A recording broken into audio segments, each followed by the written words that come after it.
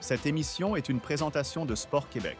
Ensemble, unissons nos forces pour un Québec actif et en santé. Sportcom, la passion de valoriser le talent et de faire briller les acteurs du sport d'ici. Judo Canada, 100 ans d'excellence.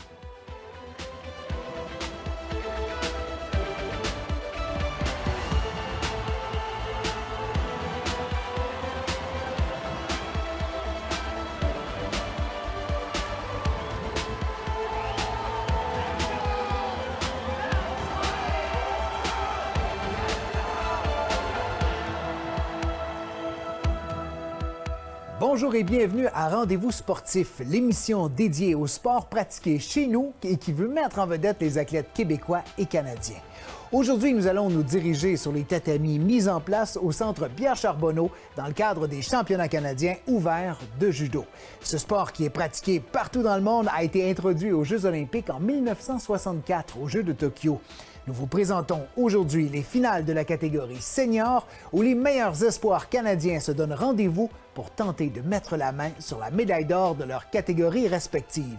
Un nombre record de plus de 1000 athlètes en provenance des 4 coins du Canada étaient inscrits au tournoi pour l'édition 2024.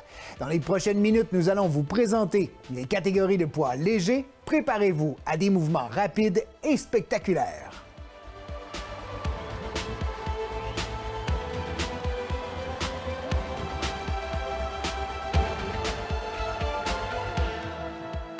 Nous voici donc au Centre Pierre Charbonneau pour la présentation de ces championnats canadiens avec nul autre que celui qui fera la description cet été lors des Jeux olympiques.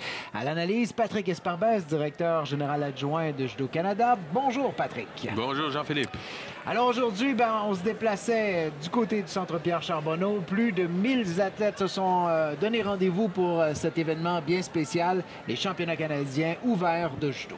Oui, un événement annuel où cette année, c'est le record de participation avec plus de 1150 combattants et combattantes. Et si on regardait pour commencer, comment on peut gagner un combat? Bien, façon simple, on projette sur le dos, immédiatement sur le dos et carrément sur le dos et ça donne un hippon, donc le point complet.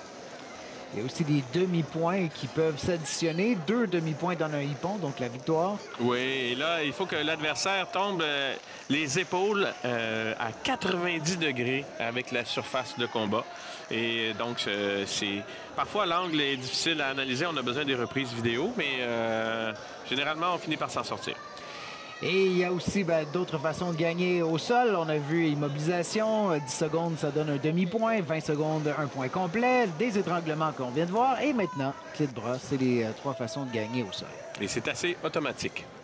Nous sommes prêts pour notre premier combat de la journée et on se déplace, en fait, bientôt, oui, du côté du premier combat. Voici ce qu'on va vous présenter aujourd'hui. Les moins 48, 52 et 57 chez les dames et les moins 60, 66 et 73 kg chez les hommes. Et voilà, maintenant c'est fait, plus de fausses attentes. On se déplace du côté du premier combat de la journée et nous allons vous présenter d'ailleurs le déroulement de la journée des 2 combattants jusqu'à maintenant parce que là, on se retrouve pour les finales. Ce qu'on vous présente aujourd'hui, c'est les combats de médaille d'or. Alors, du côté en blanc, Raphaël Ganane. Raphaël est originaire de Colombie-Britannique et représente aujourd'hui le Québec. Alors, a connu un parcours sans faute pour se rendre jusqu'en finale. Compétiteur ayant déjà eu le titre de champion canadien et qui donc doit défendre son titre devant une foule assez bien massée. On voit les combats, on parlait des différentes façons de gagner au sol et il semble plutôt habile de ce côté. Il sera surveillé certainement par son adversaire. Là. Étranglement, immobilisation. Alors, un spécialiste du sol, ce gars-là. Oui, beaucoup d'expérience. Et du côté de Victor Dessureau, donc un combattant originaire du Saguenay-Lac-Saint-Jean, il va être entraîné et supervisé par Roger Tremblay, donc bien connu. Ça risque d'être un combat quand même assez entraînant. Car on le sait, là, les combattants du côté du Saguenay ont beaucoup de cardiovasculaire et sont très, très, très actifs sur la surface. Donc, chez les moins de 60, ça va être très rapide et ça va bouger beaucoup. Alors, 2 styles qui s'affrontent, sol contre judo debout. Allons voir lequel saura sortir gagnant avec cette médaille d'or. Première qu'on vous présente aujourd'hui dans cette émission de Rendez-vous sportif. Combat de 4 minutes. Important de savoir que La première chose que les judokas doivent faire, c'est d'aller placer les mains sur le judogi. Patrick, je pense que ça, c'est la base du judo. C'est la première étape. Et là, déjà ici, on voit un début de combat quand même assez actif. Alors, les deux vont essayer de bien se positionner les mains et essayer d'avoir généralement les deux mains sur le judogi pour pouvoir projeter, parce qu'à une main, ça devient plus compliqué. On va sortir quelques termes japonais au cours de l'émission. On va essayer de vous expliquer un peu ce que c'est. Justement, placer les mains, là, c'est la chose primordiale. La faillite tentative. Le Gannon qui a été bloqué, était un petit peu trop à l'extérieur. Mais ouais, ça bouge beaucoup quand même. Là. Les 60 kilos, c'est une catégorie quand même très rapide. Ils sont plus petits, naturellement, très actifs. Et donc, là, on voit ici que Gannon essaie de mettre un rythme au combat. Et par la suite, Victor essaie, lui, de reprendre le contrôle au sol. Donc, ça risque d'être un combat qui peut être long si les deux sont dynamiques comme ça tout au long. Gannon a montré quand même une belle dynamique jusqu'à maintenant en fin de tentative. Un enchaînement de 2 mouvements, là. Ça, c'est une chose qu'on fait souvent pas assez au judo. Hein. Souvent, on est très les attaques directes, une attaque, mais là, on enchaîne on change les directions puis on enchaîne les mouvements. Ça peut causer des surprises. Bien, la première attaque permet parfois de déséquilibrer. Donc, si on en fait une deuxième, eh bien, ça peut permettre de projeter. Et là, ici, on voit ici je dirais pas un refus de combat, mais on voit que le Victor est un peu moins actif au niveau de la garde, essaie de moins attaquer. Il est bien contrôlé de la part de Raphaël. Donc, il se fait donner un premier shido, une première pénalité. Moi, je dis souvent que le judo, c'est un peu comme le hockey. Le hockey, c'est beaucoup en séquence de jeu. Le judo, c'est la même chose. On a quelques secondes de séquence de jeu. Puis, l'objectif, en quelque part, c'est d'aller impressionner les juges aussi, les officiels. Ouais. Si ça fait 2, 3, 4 séquences qu'on domine, pas nécessairement par les points, mais juste en s'imposant un peu ou en montrant qu'on est actif, bien là, on peut aller chercher des pénalités chez l'autre. Oui, et c'est ce que fait Raphaël en ce moment-là. C'est lui qui a les devants, c'est lui qui est actif, on le voit, il attaque. Il fait des projections, il essaie de faire des projections. Et donc, Victor est toujours à la remorque. Il est toujours en train d'essayer de reprendre le contrôle, de reprendre la situation. Là, on voit Roger qui lui dit « Allez, il faut que tu attaques, là. Il faut que tu t'enlignes parce que sinon, tu risques d'avoir une autre pénalité. » Et on se retrouve bientôt à la mi-combat. Une attaque. Et c'est ce que je disais. Raphaël prend tout de suite la garde et tout de suite, il attaque. Donc, ça fait mal paraître Victor, là. Et voilà, une autre pénalité. Ah oui, puis quand même, ses attaques là, sont assez dangereuses. Ça fait bouger son adversaire, là. Oui, mais là, le risque, c'est que Raphaël s'assoit sur ces deux pénalités et il faut absolument que Victor reprenne le contrôle de la séquence. Donc là, on voit que Roger lui dit « Tu dois être actif, tu dois reprendre le contrôle du combat. » Oui, parce qu'on doit expliquer aux gens à la maison, 2 pénalités, ça va, mais on en a une 3e et c'est la disqualification. Parce que les 2 premières ne laissent pas vraiment de traces, mais la 3e, c'est la fin. Oui. Et donc, en résumé, Victor fait face à l'élimination. Une autre pénalité et ça serait terminé. Ça serait la victoire. Donc là, il n'a pas le choix, il doit attaquer. Et le risque, c'est que Raphaël, lui, ralentisse. Là, on dit qu'on a mis... C'est quoi? C'est le pied en dehors, ça? Non, je pense que c'est au niveau de la garde. Il a comme tiré sa manche, mais il faudrait le revoir à la reprise, là. Donc, il se fait donner une première pénalité. Et là, encore une fois, il remarque un Wazari, là. Voilà, il y a un point. Mouvement avec la manche. Sode Tsurukumiguchi qui a réussi à inscrire un premier point pour Gannon. Oui, c'est bien placé. Il continue de faire la liaison, ce que j'appellerais la liaison de boussole, pour continuer d'attaquer. Donc, on voit ici l'enroulement, bon contrôle et les épaules à 90 degrés là, sur la surface. Regardez, il va tomber sur le côté. Voilà. Oh, c'était bien fait. C'était bien fait. Et l'important aussi, on en parle beaucoup en judo, de pousser jusqu'au bout le mouvement, de continuer à pousser. On l'a vu, il y a un deuxième effort qui a continué le mouvement. Oui, et là, encore une fois, deuxième, et c'est fait, combinaison de 2 Wazari. Belle victoire pour Gannon. Je pense que dès le départ du combat, il y a eu plusieurs attaques de sa part, puis il a été quand même dominant dans ce combat-là. Au terme du nombre d'attaques qu'il a fait, quelques reprises, a été dangereux, entre autres avec son mouvement de manche, là, qui a inscrit les points. Et voilà, c'est lui qui repart avec la médaille d'or. Champion canadien, premier de cette émission, chez les moins de 60 kg. Bon contrôle, belle projection. Et comme tu disais, Jean-Philippe, il continue de pousser pour essayer de finir la rotation. Et là, on voit ici, il projette le deuxième Wazari pour la victoire. Eh bien voilà, on vous revient dans les prochaines minutes avec un autre combat de ces championnats canadiens de judo ouvert.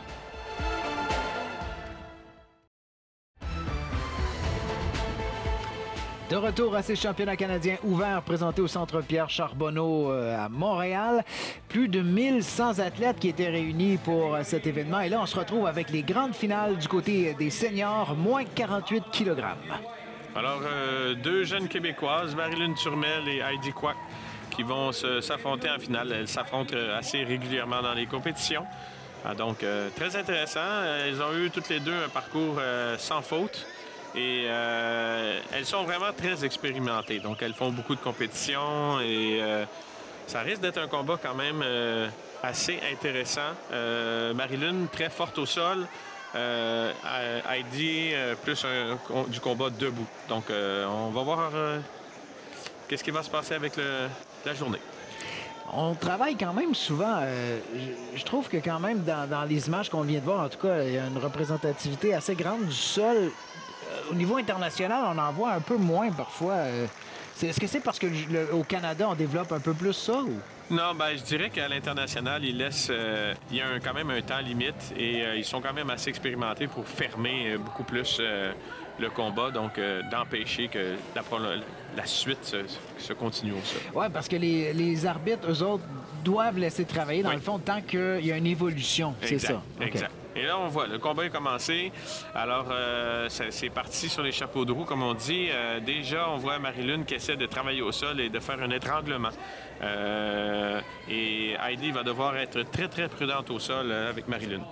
Et là, elle a bien bloqué ce mouvement. Turmel qui est en blanc, qui a fait cette tentative, qui a passé quand même proche, là, parce qu'elle semblait, en tout cas, de loin, bien prise, mais ça devait être sur le menton. Oui, et là, on voit, Heidi le sait. Elle veut essayer rapidement d'essayer de la projeter pour aller chercher un point. Mais là, on voit Marie-Lune qui travaille très fort au sol et Heidi qui ne veut pas y aller. Donc, un maté retourne au centre de la surface. Lorsqu'on sort de la surface au sol comme ça, il y a un arrêt du combat aussi, sauf si c'est entamé à l'intérieur. Est-ce que c'est ça? Oui, c'est ça. Donc, si l'immobilisation est débutée, le travail est commencé, à ce moment-là, ils vont laisser l'immobilisation se continuer à l'extérieur de la surface. Alors, pour l'instant, aucun point d'inscrit. On arrive à la première minute qui sera bientôt franchie.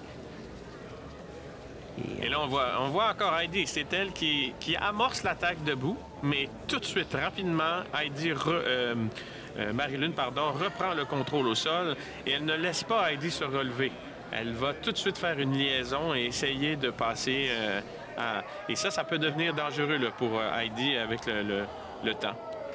C'est quand même épuisant de travailler au sol. Hein? On s'en doute pas, là, mais on est... en quelque part, c'est quasiment plus difficile au sol parce qu'on n'a pas de repos. On doit forcer constamment, tandis que debout, on a des petits relâchements où on peut des fois... Oui. Et Heidi, ici, là, ça fait quelques fois qu'elle fait les attaques, mais elle attaque, mais c'est pas assez convaincant. Elle ne tourne pas assez les fesses pour pouvoir projeter son adversaire. Donc, elle laisse la porte ouverte à Marie-Lune pour pouvoir travailler au sol. Et c'est risqué. Le travail, ce qu'elle fait, ça devient risqué. Vous voyez, les fesses n'ont pas passé. Encore une fois, un petit peu trop d'espace. Là, oui, et tout de suite, on voit Marie-Lune qui immédiatement récupère la situation et travaille au sol. Donc, même si Heidi est plus active debout, l'arbitre ne donne pas de pénalité à Marie-Lune parce qu'elle voit qu'elle continue le travail rapidement. Et ça, on en parle souvent, autant lorsqu'on attaque ou que lorsqu'on se fait amener au sol, l'importance de continuer aussi, d'enchaîner au sol. Souvent, on a tendance à arrêter lorsqu'on arrive au sol. En tout cas, plusieurs judokas ont cette tendance-là. Encore une fois, une attaque. Là, c'était bien placé, bien fait. Elle avait la chance, l'opportunité d'essayer de pousser plus rapidement. Mais non, ça s'est terminé comme ça. Et là, en ce moment, Marie-Lune essaie justement de travailler, mais Heidi a bien fermé. Alors, on va revenir debout. On a passé la mi-combat, combat de 4 minutes qui est prévu. Si on arrive 100 points à la fin du chrono, ben là, on remonte le temps et on tombe en golden score. Donc, c'est une prolongation où la prochaine qui s'inscrit au pointage remporte le combat. Oui. Et là, on voit encore, comme toujours depuis le début, travail actif de la part de Marie-Lune au sol.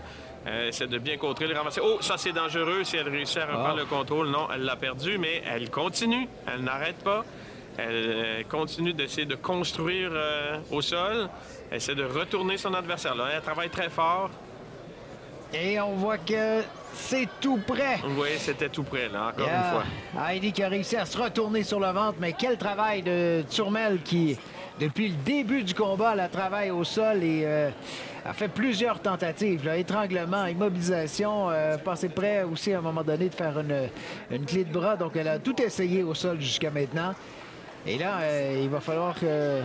Il va falloir qu'Heidi réussisse à trouver l'opportunité de la projeter, mais j'aime bien ce que l'arbitre fait. Elle la laisse travailler. Elle voit que ça évolue, donc elle la laisse travailler. Encore une fois, beaucoup trop loin pour l'attaque. Ah oui, les fesses ne sont pas tournées. Et là, Marie-Lune, bon, ça est sorti de la surface. Il n'y avait pas de quelque chose d'engagé, donc c'est par sécurité. On arrête le combat et on revient au milieu. Et Marie-Lune qui est en blanc, qui jusqu'à maintenant travaille très fort au sol. Là, elle vient d'être pénalisée. Bon, debout, c'est pas elle qui est la plus active, donc c'est ce qu'on a jugé, je pense. Oh là, c'est plus sérieux là, comme attaque. Ouais, là, on est tout près. Sauf que là, elle a tourné les fesses. Et là, Marie-Lune a réussi à prendre le contrôle. Et ouf, c'était limite, là. Elle aurait pu se retrouver en immobilisation. Oui, parce qu'on voyait pas tout à fait bien mais c'était limite. Oui, c'est ça. Mais là, l'attaque était quand même bien. On vous rappelle qu'il faut franchir la barre des 90 degrés avec les épaules, entre les épaules et le sol pour pouvoir avoir un point. Et là, on était vraiment pas loin. Oui, il aurait fallu pousser un petit peu. Et là, encore une fois, une attaque. Oui, une attaque dans le coin. Et encore, ça sort de la surface. Donc, on revient au centre. Et là, il reste 12 secondes pour s'inscrire au pointage. Aucun point de part et d'autre. Et là, il va falloir...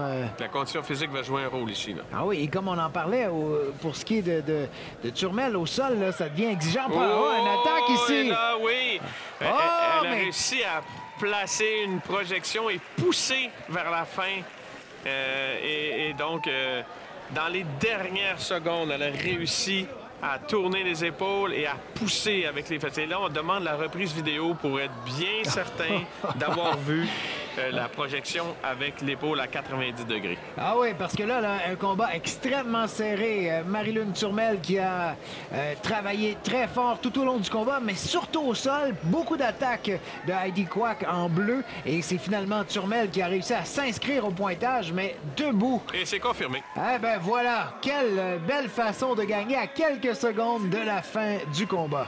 Mais oui, et vraiment, ici, là, elle a projeté, elle est tombée à 80... Elle n'était pas complètement tombée sur le côté, mais en poussant et en continuant, elle a réussi à marquer son point. Nous allons revoir quelques images de ce combat.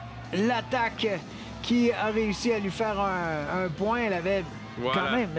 Elle tourne les fesses et elle pousse. Elle pousse sur l'arrière. Oui, parce qu'au départ, c'était pas la direction qu'elle aurait voulu. En fait, avec son mouvement, c'était un mouvement avant, mais elle a suivi et ramené son adversaire sur le dos. Au retour de la pause, nous verrons chez les hommes les moins de 66 kg en action. Soyez-y à Rendez-vous sportif.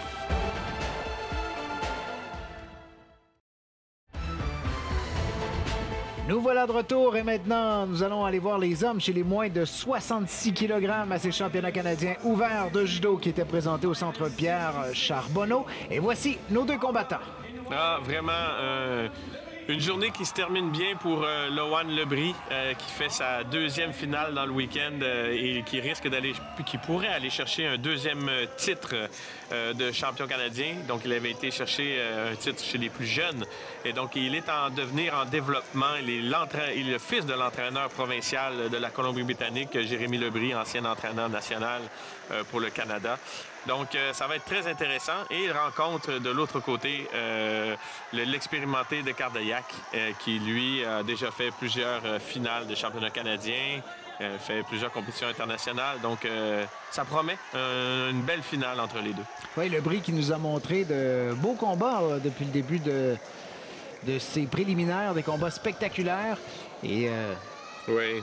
Et le jeune Lebris là, est en devenir, il est en train d'éclore tranquillement et fait compétition, je dirais pas surprenante, parce qu'il fait quand même plusieurs résultats sur la scène internationale chez les jeunes de son âge. Mais de faire la finale, déjà, c'est un exploit pour lui. Ben, pas pour lui, mais dans le sens où, à son jeune âge, déjà de se retrouver en finale, c'est excellent.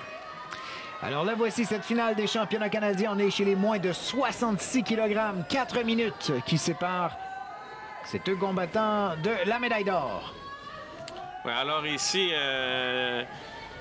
moi, si j'étais de Cardaillac, j'essaierais de calmer le combat un petit peu parce que le jeune Lebris va être très actif. Et là, ici, la projection, mais manqué de contrôle. Il a manqué de contrôle dans les airs. Il n'a pas pu terminer. C'était quand même spectaculaire, ça. Ouais, Lebris s'est retrouvé sur les fesses. Normalement, ici, il n'y a pas de point, là. Le Cardaillac qui s'est bien jeté sous les hanches de son adversaire. C'est ce qu'on dit de faire, mais oui, il a manqué un peu de contrôle par la suite. Ouais. Oh là là, Lebris qui a réussi à se retourner dans les airs, tomber sur les fesses. Oui, et ça prenait des abdominaux là, pour se retenir et rester assis. Là. Donc, et il l'a fait avec le sourire quand même. Hein? Il l'a fait avec le sourire en se disant « Oula, ça a passé proche. » là. Mais il reprend bien, bon contrôle. Ah, ici, il vient d'essayer de retourner de Cardaillac. Est-ce qu'ils vont donner un point? Non, parce qu'il y avait déjà appelé l'arrêt de combat. C'était quand même bien. Un mouvement à l'intérieur, mouvement sacrifice, on dit Sutimi en japonais. Sumigeishi. Oui, et là, de Cardaillac qui vient d'avoir un Shido pour avoir accroché la jambe. On ne peut pas accrocher les jambes sous la ceinture. On ne peut pas prendre sous la ceinture. Et là, il vient de se faire peut-être marquer un point ici là, de Cardaillac. Là. Est-ce qu'ils ont vu les épaules à 90 degrés? Non. Non, peut-être pas. On va le voir si on demande la reprise, mais il semble que non. En tout cas, le jeune Lebris ne se laisse pas impressionner. Il prend le combat au sérieux. Et jusqu'à maintenant, c'est un beau combat entre les deux. Là. Oui. Les deux sont très dynamiques et ils démontrent beaucoup de dynamisme. Et là, ici, bien repris. Et quel contrôle de la part de Lohan. Oui, parce que ça a été lancé par Cardaillac en bleu qui a fait une première tentative d'attaque. Et c'est finalement Lebris qui a continué le mouvement. Et ici, il reprend le contrôle et il continue la motion. Il démontre bien à l'arbitre qu'il reprend le contrôle du combat. Et ici, on le voit, il va pousser avec les épaules. Hey. Et c'est vraiment un beau Wazari ici. Là. Quel beau combat jusqu'à maintenant. Là. Encore une fois, on se retrouve au sol ici. Oui, et là, ça va compliquer les choses là, pour de Cardaillac parce qu'il n'a plus d'autre option que de devoir ouvrir son jeu. Et il ne peut plus travailler avec des feintes ou il doit absolument ouvrir la machine pour essayer de faire soit prendre des pénalités à Lohan ou essayer de le marquer. Oui, parce que là, Lebris, bon, là, on dit une fausse attaque ici, mais Lebris a un avantage. Là. Encore de la place du côté des pénalités, a l'avantage du côté du pointage. Oui, et là, je sens que de Cardaillac risque d'avoir une pénalité. Il avait les deux mains du même côté trop longtemps. Alors, et voilà. L'arbitre vient de lui appeler un Shido. Alors là, ça se complique énormément. Oui, lui, de son côté, il n'y a plus beaucoup de marge de manœuvre. Là. Zéro. Il n'a plus aucune marge de manœuvre. Il perd par Wazari et il a 2 Shido. Donc, il fait face à l'élimination tant sur le côté des points que sur la stratégie. Oh, mais ici, une attaque qui aurait pu marcher et fonctionner, qui a été bloquée par Lebris. Il était peut-être un peu trop haut, quoi. Il aurait dû se glisser un peu plus sous les hanches de l'adversaire. Oui, là, ici, il essaie un peu de l'arracher, d'essayer de tirer en force. Et ça va être compliqué parce que le jeune Lebris, il est quand même... Il est jeune, très souple, suit bien son adversaire, n'est pas toujours en réaction. Et donc, ça devient compliqué à projeter. Là. Une tentative de mouvement sacrifice de la part de Cardaillac. Et là, pour l'instant, Lebris, lui, qui, pour l'instant, il veut écouler des secondes. Il sait qu'il est en avance, il est en contrôle. Il a le contrôle. Il place bien ses mains. Il fait les attaques quand c'est le temps. Donc, il gère ça de façon comme un jeune très expérimenté. On se retrouve face à face et là, la pression est forte pour celui que vous voyez en bleu. Et là, pour l'instant, les deux mains, il avait les mains bien placées. Encore une fois, deuxième attaque ici qui a été bien bloquée par Lebris. Oui, et on le voit, là, il rentre ses attaques, il les fait. Il manque la fin. Il devrait plier un peu plus les genoux. Il devrait essayer de le faire moins à l'arraché, mais il réussit à aller faire prendre une deuxième pénalité à Lebris. Donc là, Lebris, lui, il n'a plus aucune marge de manœuvre non plus. Oh, encore une fois, alors les hanches, peut-être qu'il n'était pas assez tourné pour son mouvement. Oui. Mais il est quand même dangereux, là. Il reste encore 1 minute, tout peut arriver, là. Beaucoup de temps. Il reste énormément de temps. Et là, on voit le papa Lebris qui lui dit, là, c'est pas le temps d'arrêter, là. Il reste moins d'1 minute. Tu dois attaquer aussi, là. Ah, 2 directions de la part de Cardaillac. On essaie du côté... on essaie d'un premier côté et on revient complètement du côté opposé. Ça, c'est quand même intéressant de voir une diversité comme ça dans les techniques. Et là, est-ce que de Cardaillac va être capable de maintenir la pression? Parce que s'il réussissait à faire encore une séquence comme ça d'attaque, sans que Lebris en fasse, ça pourrait devenir bénéfique pour lui. Mais là... Tentative d'attaque, mais on était loin. Ça manquait un peu de conviction. Trop franc. C'était trop franc. Alors, pour l'instant, Lebris qui continue à écouler les secondes. Lui, il sait, là, le tableau se rapproche du 0. Et puis, lorsqu'on arrivera au bout du chrono, ben, ce serait la victoire s'il n'y a pas d'autre pointage d'inscrit. 30 secondes, là, il n'y a plus rien à perdre. Là. Il faut absolument que Frédéric tente le tout pour le tout. Mais il a le temps de faire quelque chose de constructif. Jusqu'à la dernière seconde, on peut le faire. Et là, Lebris qui a bien compris, qui va essayer de faire passer du temps. C'était une belle attaque, un bon contrôle. Et éliminer quelques secondes au compteur. Oui, parce que lui, c'est sa stratégie, là. On sait que les secondes avancées, une attaque à l'extérieur. Il a relancé la jambe à l'intérieur de Cardaillac. Il n'a pas réussi à déstabiliser assez son adversaire. Et là, il ne reste que quelques secondes pour lui afin de s'imposer. 10 secondes maintenant à l'extérieur. Un grand fauchage. Oh, c'est bien essayé, mais trop peu, trop tard. Et là, l'arbitre ne voudra pas donner une pénalité à quelques secondes. Donc, d'après moi, c'est terminé. C'est une belle victoire de la part du jeune Lebris. Et vraiment, il a démontré non seulement qu'il était capable de projeter, mais en plus de jouer stratégie. Ah oui, papa, du côté là, de la boîte des arbitres, ben, je pense qu'il est très heureux pour le résultat de ce combat. Bien entendu, son fils qui remporte cette fameuse médaille d'or des championnats canadiens ouverts de judo. Alors, belle prestation de la part de Lebris qui est en Colombie-Britannique. Jérémy Lebris qui a été du côté du Québec pendant quelques années. On l'a eu ici tout à fait. Avant qu'il se déplace du côté de la Colombie-Britannique et qu'il prenne en charge l'équipe là-bas. Et il fait un excellent travail.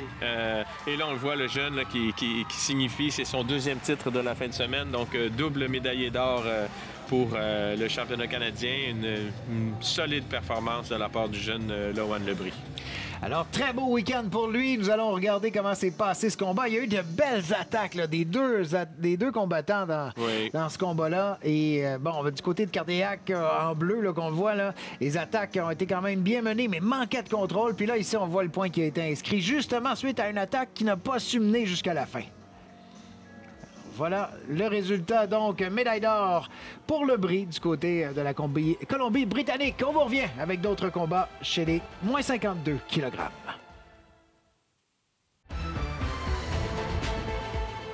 Nous sommes de retour à ces championnats canadiens présentés au Centre Pierre Charbonneau. Place maintenant à la prochaine catégorie de la journée pour les grandes finales chez les dames, moins 52 kg. Alors ici, ça va être un combat quand même très spécial. Amélie Grenier, un peu plus vieille, expérimentée, fait beaucoup de finales. C'est pas son premier rodéo, comme on peut dire. Elle a fait d'excellents résultats sur la scène nationale. Et en face d'elle, elle a la jeune Evelyn Beaton de l'Alberta, qui est la fille de Johan Beaton, l'entraîneur provincial de la province et qui est aussi un ancien Olympien. Donc, un combat qui risque de qui risque d'être quand même assez corsé pour Amélie, là, parce que Evelyn a beaucoup d'expérience sur la scène internationale et devient de plus en plus forte. Donc, on va voir comment elle va gérer le tout, mais ça va être très intéressant de voir son évolution et je pense qu'elle a un bel avenir pour la suite des choses. Un signe qu'on vieillit, Patrick, c'est quand on voit les enfants des athlètes qu'on a connus à l'époque se battre en finale des championnats canadiens. Eh oui, il fut un temps où j'affrontais son père, donc c'est terminé. Maintenant, c'est à elle de faire ses pas et il le fait de belles figures. Donc, un beau combat et Evelyne très puissante, très forte. Et voilà, c'est parti. C'est déjà un point dans les premières secondes là, de la part d'Evelyne. Première attaque qui a donc concrétisé un pointage au tableau. C'est un Wazari demi-point. Un autre comme ça et c'est la victoire pour elle. Donc en quelques secondes seulement. Là. Ça change un petit peu la donne dès le départ pour Grenier qui est en blanc. Oui, et ici on le voit, elle prend les deux côtés. Elle attaque sur un Hosoto Makikomi. Donc elle se projette avec son adversaire et tout de suite, elle a manqué un petit peu de contrôle et c'était presque hippon. Ben, elle avait les mains sur le revers. Hein. Si elle avait eu la manche, ça aurait été plus simple pour l'amener sur le dos, mais c'est ce qui laissait un petit espace au haut du corps. Oui. Mais parfois, hein, un petit détail, là, ça fait une grosse différence. Et là, ça fait la différence entre un Wazari et un hippon. Mais quand même, c'est un point qui est inscrit au tableau, puis un point qui est fort important parce qu'on le sait, ça peut faire la différence. On l'a vu plus tôt là, dans l'émission. Oui. Et là, ce qu'il ne faut pas, c'est qu'on marque le point en commençant. Ça commence très bien et parfois, on se relâche un peu. Donc, il faut qu'elle soit prudente. Voilà! Oh! Mon Dieu, qu'est-ce que je disais? Il faut faire attention. Voilà, on marque un point et là, parfois, on se relâche un peu. Donc, elle doit être prudente. Ça a passé près. Hein? Je ne sais pas si on va revoir ça dans les reprises, là, mais... elle a bloqué avec sa main. Est-ce qu'on dit pas nécessairement faire? Hein? C'est limite... Oui, c'était limite, mais on voit ici que le hippon, c'était pas loin. On voit une reprise là, et il se demande s'il n'y avait pas un point, justement. Regardez, là, elle a réussi à se rattraper là, à la dernière seconde. Ouf! Non, il n'y a pas de point, je pense pas. Il n'y avait pas 90. C'était pas 90, c'était vers l'intérieur. Oui, il n'y a pas 90 degrés, mais lorsqu'on fait du judo, là, puis ceux qui en ont déjà fait le savent, là, on apprend à bien chuter. Une des choses qu'on apprend à faire, c'est... Encore une fois, elle doit faire attention. On dit de ne pas mettre la main... C'est pas de se retenir avec la main au sol. Là, c'est ce qu'elle a fait. C'était un petit peu, risqué pour elle. C'est risqué, exactement. C'est risqué et on peut avoir des blessures qui nous enlèvent qui nous enlèvent quelques mois de préparation après. Ouais. Mais pour l'instant, donc, il n'y a pas eu de point d'inscrit du côté de Grenier, mais là, c'est à l'intérieur. Est-ce qu'il y aura un point là? Oui, Wazari. Oui. Deuxième Wazari. On donne la victoire. Alors, un petit Ouchigari intérieur. Donc, c'est un fauchage à l'intérieur de la jambe. Elle a poussé pour aller chercher le deuxième Wazari, donc la combinaison qui donne le hippon. Ça, c'est un petit mouvement qui est très simple au Ouchigari. Ça a l'air de rien, ça a l'air très banal, mais les bons athlètes, généralement, maîtrisent ça, ne serait-ce que pour déplacer les adversaires et les positionner comme ils veulent. Mais voilà, là, on revoit l'attaque à l'extérieur. Elle avait les deux mains sur le revers. Et là, la deuxième qu'on voit ici, et elle accompagne et elle pousse vers l'extérieur, son adversaire. Et c'est ce qui lui a donné la médaille d'or. De retour dans les prochaines minutes, on se retrouve chez les hommes dans la catégorie des moins de 73 kg. Cette entrevue vous est présentée par Sportcom, la passion de valoriser le talent et de faire briller les acteurs du sport d'ici. Oui, ce week-end, c'est le championnat canadien ouvert de Judo Canada. C'est notre événement qui conclut la saison pour la majorité des clubs et des provinces. Ça regroupe des équipes de 10 provinces, 3 territoires. C'est la 3e année consécutive à Montréal et la belle nouvelle, c'est qu'on a un nombre record de participants avec plus de 1100 participants, ce qui fait probablement le plus gros tournoi qui a eu lieu au Canada. Donc, très bon signe pour l'avenir. C'est à l'œuvre, on a la majorité des groupes d'âge et beaucoup de jeunes qui rêvent de se retrouver aux Jeux olympiques à Los Angeles. Judo Canada, on est l'organisation qui régit le sport de judo au Canada. On a 10 provinces et 3 territoires qui sont nos membres. On a bien récupéré de la COVID, qui a été évidemment un électrochoc à notre communauté. Donc, on est fiers de pouvoir dire qu'on a retrouvé même plus de membres qu'on avait avant la COVID en 2019. Donc, le judo se porte bien, le judo est actif. et on est très fiers de ce qu'on a pu accomplir au cours des 5 dernières années. Cette entrevue vous est présentée par Sportcom, la passion de valoriser le talent et de faire briller les acteurs du sport d'ici.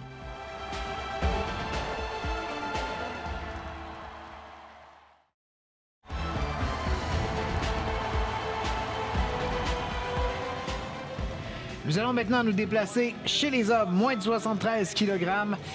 Encore une fois, c'est la finale d'or de ces championnats canadiens. Alors, 2 Québécois, Yanis Hachemi et Justin Lemire, donc des habitués de combats un contre l'autre, mais aussi des grands moments. Donc, les deux ont connu un parcours parfait, naturellement, pour se rendre en finale. Et Yanis aime les hippons. Il aime faire des choses spectaculaires et projeter. Donc ça, c'est son plaisir, c'est ce qu'il aime faire le plus. Donc ce qu'on risque de voir, c'est du tout ou rien de la part de Yanis. C'est on attaque, on attaque, on attaque et on essaie de projeter. Et du côté de Justin, bien, lui, c'est le long terme. Il va travailler, il va essayer de projeter, il va... donc, ça va être intéressant de voir cette rencontre entre les deux. On a vu des mouvements spectaculaires, en tout cas de la part de Yanis jusqu'à maintenant. C'est toujours, c'est toujours agréable de regarder du judo comme ça. Oui. Et là, on voit ici, bon, Justin lui aussi projette naturellement. Mais Yanis aime particulièrement mettre une touche là, dans les projections. Ici encore, Justin là, qui démontre tout son savoir-faire. Donc, ça a été ça a été un beau combat au niveau des demi là, contre Hakim Chala. Un expérimenté. Donc, ouais, Justin a mérité sa place en finale et ça risque d'être un combat très intéressant. Allons-y donc pour la présentation de cette finale chez les moins de 73 kg. Médaille d'or qui est en jeu entre ces deux Québécois. Évidemment qu'ils se connaissent. Hein? Ils se connaissent très bien. Ils s'entraînent ensemble à l'INS avec l'équipe nationale. Et donc, voilà, en partant tout de suite, Yanis qui engage et essaie de projeter rapidement Justin. Et manquer un petit peu de contrôle. Il semble ne pas être tombé à 90 degrés. Oh! On n'était pas loin. On n'était pas loin. Je vois pas bien l'angle. Le côté de l'épaule ne semble pas avoir touché. Donc, si l'épaule ne touche pas au complet à 90, il n'y a pas de point. Donc, c'était limite. C'était limite. Alors ça, à quelques secondes à peine après le début du combat. Alors là, c'est quoi la stratégie quand deux combattants comme ça se connaissent? Il faut être patient. Et deux, il faut essayer de faire une erreur à l'autre. Et parfois, on fait faire une erreur quand on essaie quelque chose qu'il ne sait pas ou qu'il n'a pas vu venir. Ça, c'est des choses très intéressantes. C'est comme un peu un jeu d'échecs. Sauf que là, on connaît quand même les mouvements forts de l'autre. On connaît ce qu'il aime, où c'est plus... Puis en même temps, ça nous aide aussi parce qu'on peut...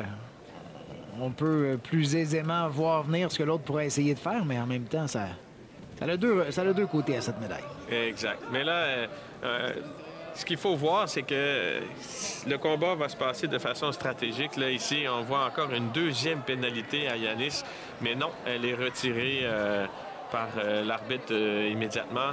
Et Yanis est un peu nonchalant. Là. On le voit marcher vers Justin. Donc, il devrait se méfier. Là. Ça peut être dangereux. Justin, lui, il va prendre tout ce qui passe. Justin en bleu qui a fait une attaque de beaucoup trop loin, mais c'est quand même assez pour influencer les arbitres. Et là, la deuxième pénalité a été est venue. Ouais, il est un peu nonchalant. Il semble marcher vers son adversaire, se dire... Je disais que ça prenait de la patience, mais il semble pas vouloir être patient. Il veut projeter absolument. Là, il a essayé quand même dans deux directions différentes de faire une projection, ce qui est quand même bien. Ça aurait peut-être pu fonctionner. C'est ce qu'il va devoir essayer parce que là, justement, on le sait, les deux combattants se connaissent, donc on doit trouver des moyens différents ou en tout cas faire bouger, déplacer l'adversaire pour pouvoir inscrire des points. Oui, et les deux essaient de tenir. On voit ici Justin qui le sait, là, que Yanis a besoin de la manche pour pouvoir projeter. Donc, il contrôle ses manches le plus possible. Donc, il va essayer de lui faire perdre patience, d'essayer Le fameux kumikata en japonais, Ouais. c'est ce qui est important, être capable de placer les mains sur l'adversaire. C'est comme ça qu'on peut déséquilibrer et amener son adversaire sur le dos. Ouais, un premier Shido du côté de Justin. Donc une première pénalité, ça commence à s'équilibrer. Encore une fois, tentative, là, il était beaucoup trop loin, les hanches n'étaient pas assez... Hop! Boy! Oui, un renversement qui s'est fait... ouais, c'est... Bon, lui, il l'a levé Oui, solidement dans les airs. oui. Et donc, un petit peu de manque de contrôle, un peu de fébrilité dans l'air entre les deux, on dirait. Alors, Oh, tentative, ici, c'était pas loin d'une fausse attaque, ça. ouais, on est loin, là. Encore, là, les hanches n'étaient pas du tout tournées. On a de la difficulté. Et là, Ouf. Et là, on voit Justin qui a fait une espèce qui a comme fait un geste de vouloir essayer de le projeter une fois que l'arbitre avait appelé la fin du combat. Regardez, l'arbitre dit maté. Et là, petit oui. geste de... un petit mouvement voyez? de En voulant découragement. dire, une espèce d'intimidation. Oh! Disqualification! Oh là là! Oui, disqualification pour geste antisportif de la part de Justin Lemire. Oh, mais là... ouais, là, le Justin doit être un peu... Geste inutile. Ouais. Il doit être un peu sous le choc pour la réaction, en fait, la conséquence, mais... Ben, on le voit, hein, on l'a vu. Et l'arbitre avait levé la main, il avait appelé le maté. Ouais, et c'était le geste, flagrant. on le voit ici. Là. Regardez, l'arbitre dit maté. Et là, un petit geste, là, inutile. Ouais, complètement. Et mais là, ça vient de lui coûter la médaille d'or. La médaille, une médaille. Et en plus, le classement et les points.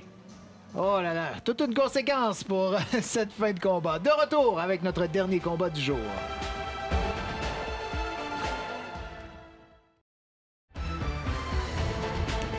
Alors nous voilà de retour, le dernier combat de la journée. On se déplace dans la catégorie des moins de 57 kg, catégorie pour laquelle on est très fort au Canada sur le classement international. On va le voir dans les prochains mois d'ailleurs aux Jeux olympiques avec de bonnes chances de médailles. Mais pour l'instant, du côté des championnats canadiens, on a deux Québécoises qui se retrouvent en finale. Oui, Catherine Toshkov et la jeune Gagnon. Donc, ça va être un beau combat. Les deux jeunes filles qui ont bien travaillé pour se rendre en finale sans complications d'une part ni de l'autre. Et donc, bien hâte de voir cette confrontation. Mais effectivement, Jean-Philippe, sur la scène internationale, le Canada a le classement 1 et 2 mondial. Donc, Et récemment, évidemment, ça brise le cœur un peu là, parce qu'une seule des deux combattantes devait se retrouver, ça va avoir une place du côté des Jeux olympiques. Alors, les derniers championnats du monde qui ont quand même laissé place à deux Canadiennes sur le podium. oui, deuxième et troisième, effectivement. Ce qui est assez exceptionnel quand même. Et c'est Krista Degucci qui a remporté la médaille d'argent et qui donc a de très bonnes chances de se retrouver du côté de Paris dans les prochaines semaines. Oui, la qualification olympique qui devrait être annoncée prochainement par Judo Canada. Donc, on verra bien. La sélection finale sera annoncée par le Comité olympique canadien. Mais c'est signe de l'évolution quand même du judo au fil des ans. On a une profondeur incroyable. On avait deux judokas dans cette catégorie. Chez les hommes aussi, chez les moins de 100 kg, il y avait aussi une bataille. Et puis, on a d'autres judokas qui se retrouvent parmi les meilleurs. Donc, Catherine Beauchemin-Pinard chez les moins de 63, qui était première classement mondial avant les Jeux, avant les championnats du monde. Donc, vraiment, on a une profondeur qu'on n'avait pas il y a quelques années, là, il y a Effectivement. 10-15 ans. Et là, ici, c'est la relève. Donc, on va voir comment elles se débrouillent toutes les deux. Elles auront de grands suppléments. Oh, ici! Oh, mon Dieu, mon Dieu, mon Dieu, mon Dieu, mon Dieu! Quel contrôle! Quel contrôle de la jeune Gagnon, Toshkov, pardon, qui a laissé passer le Uchimata de la jeune Laurence Gagnon. Et elle est passée, comme on dit, dans le vide. Ouais. Et ça demande beaucoup de contrôle et de maîtrise. Donc, combat expéditif. 17 secondes seulement inscrites au cadran pour remporter. Oui, regardez. Elle passe juste à côté, un bon contrôle des épaules et c'est le hippon. Regardez, elle se tasse un petit peu les hanches pour la laisser passer. Et c'est vraiment un mouvement. L'attaque de la judoka en bleu, ça s'appelle Uchimata. Et le contre, lorsqu'on esquive comme ça, ben, ça s'appelle Uchimata Sukashi. Et c'est ce qui lui a permis de remporter cette médaille d'or. On voit un petit peu les combats qui ont eu lieu au cours de cette émission. Les grands mouvements qui ont permis à nos champions canadiens de monter sur la plus haute marche. Patrick Esperbès, merci énormément de ta participation à cette émission. Ça fait un plaisir. Merci. On aura le plaisir de se retrouver pour la suite de ces championnats canadiens ouverts de judo un petit peu plus tard dans la saison. Et également, ben, on va vous suivre du côté des Jeux olympiques cet été où tu auras le plaisir de décrire les performances de nos athlètes canadiennes. Alors nous, de notre côté, nous allons aller en entrevue et on vous retrouve pour une autre émission très bientôt. Cette entrevue vous est présentée par Sportcom, la passion de valoriser le talent et de faire briller les acteurs du sport d'ici. Donc aujourd'hui, j'ai fait en tout 4 combats et je suis allée vraiment un combat à la fois. À chaque combat, j'avais une stratégie que je faisais avec mon entraîneur. Avant ma finale, c'est une fille que je connais beaucoup. C'est ma partenaire d'entraînement dans le fond, donc on se connaît vraiment bien. Puis avec mon entraîneur, j'ai fait une stratégie. Ça s'est passé comme prévu. Mon objectif, c'est vraiment de performer à l'international. Au Canada, je performe bien, mais mon but, c'est vraiment de me rendre le plus loin possible sur la scène internationale. Comme vous l'avez constaté, le judo est un sport complet qui allie la vitesse, l'agilité, la puissance et les valeurs morales provenant d'une tradition japonaise. C'est un sport qui mérite d'être découvert et si vous aimeriez mettre le pied sur un tatami, sachez qu'il y a des clubs dans la majorité des régions de la province. Vous n'avez qu'à visiter le site de la Fédération provinciale pour en consulter la liste. Ne manquez pas notre prochain rendez-vous sportif pour vivre avec nous votre passion du sport. Cette émission est une présentation de Sport Québec. Ensemble, unissons nos forces pour un Québec actif et en santé. Sportcom, la passion de valoriser le talent et de faire briller les acteurs du sport d'ici. Judo Canada, 100 ans d'excellence.